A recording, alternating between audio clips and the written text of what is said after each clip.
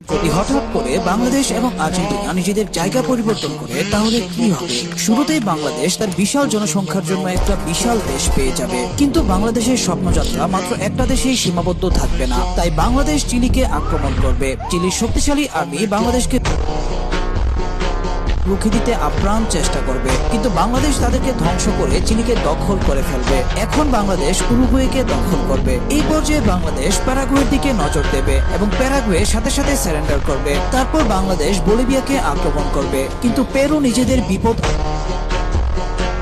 আজ করতে পেরে বাংলাদেশকে আচমকা আক্রমণ করে বসবে। ফলে পেরু এবং বলিভিয়ার পাল্টা আক্রমণ সামলাতে না পেরে বাংলাদেশ পেছনে ফিরতে বাধ্য হবে। কিন্তু বীর বাঙালিরা নতুন করে আরো সৈন্য মোতায়েন করে বলিভিয়া এবং পেরুকে পুনরায় আক্রমণ করে পরাজিত করবে। এই পর্যায়ে ব্রাজিল বাংলাদেশকে আক্রমণ করবে, কিন্তু বাংলাদেশ ততক্ষণে অনেক শক্তিশালী হয়ে উঠবে এবং